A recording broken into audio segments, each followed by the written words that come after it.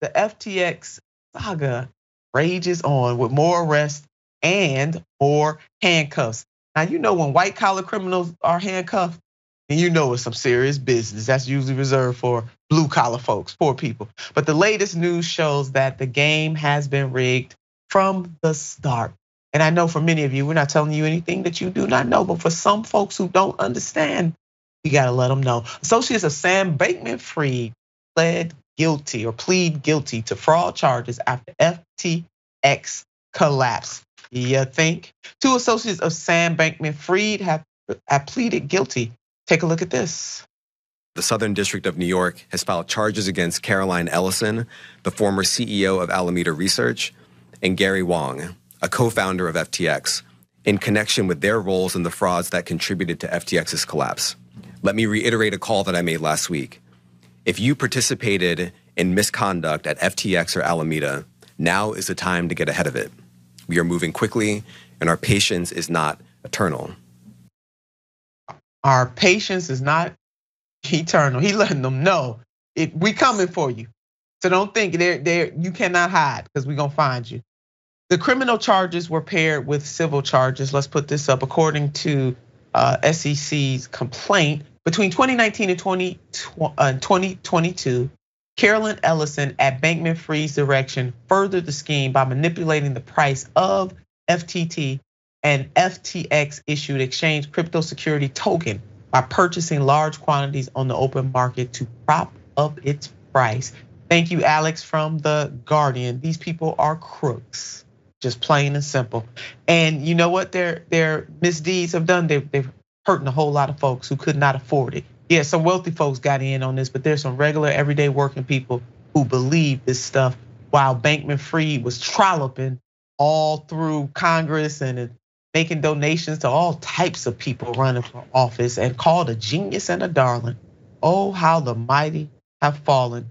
The complaint underscores the picture given by multiple investigations of a tight link between Alameda and FTX. The 2 companies share bank accounts and key staff members commingled funds and were both ultimately under the direct control of Bankman-Fried, according to that genius. According to the complaint, despite the nominal authority of Carolyn Ellison, his sometime girlfriend. So you know what, Adrienne, I just can't. So we got pillow talk going on and scheming. Those 2 things at the same damn time. Yep, and now we have handcuffs and bond. It's very interesting to me who's willing to flip first, because I do think that person is particularly wise, and that if they know that there was criming going on, and also you know who the big fish is going to be, it's likely best to go ahead and snitch. Get yours, take care of you, because they're gonna do the same thing for themselves. You know, Bankman-Fried, he was in the business of doing business that was doing others wrong. And the fact that he is now been released on these bail conditions with that $250 million bond, and he gets to go hang out in his parents' home in Palo Alto while everything gets put together, that tells you, even though he may face consequences, he's still probably gonna be all right. And the thing is that it may not be you who is all right. So you might as well go ahead and make the deal that you can, speak your truth, and ensure that you aren't in handcuffs for a longer time than he is going to be in them. There it is. Adrienne laid it out. Go ahead and snitch.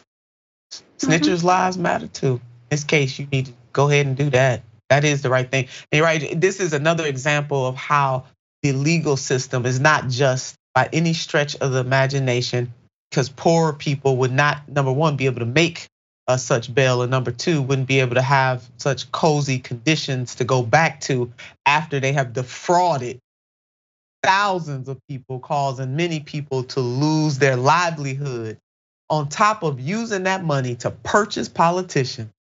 This man donated from President Joe Biden all the way down. He even reached his hands into the Ohio 11th congressional district. Yeah, you heard it from me. He did. And Adrienne, I'm feeling all types of ways about that. You know, sometimes karma comes quick, not all the time. I mean, karma comes for all of us, but sometimes, baby, it comes quick. And you know, he was interviewed on all types of media outlets and trotted out there like he was some kind of damn genius. And it turns out he's just a crook. Just plain and simple, just a straight up crook. FTX secretly advanced Alamina's a virtually unlimited line of credit funded by the platform's customers. Y'all see that underlined and underscored, SEC complaint. It was a fraud. It was a Ponzi scheme. That's what he was running. And they were stealing money and their customers had no idea, but they knew what they were doing. So that makes it even worse. They deliberately ripped off folks and then used some of this money to buy politicians, which they did buy those politicians. Now, some of those politicians have given the money to charity, et cetera, but had this man not been caught, they would still have that money. Understand that. And that has been neoliberals, progressives have even taken this man's money, especially the neoliberals. And then he also admitted that he gave millions of dollars through dark money for the Republicans. He was playing on all sides, baby, because that's how you buy Congress.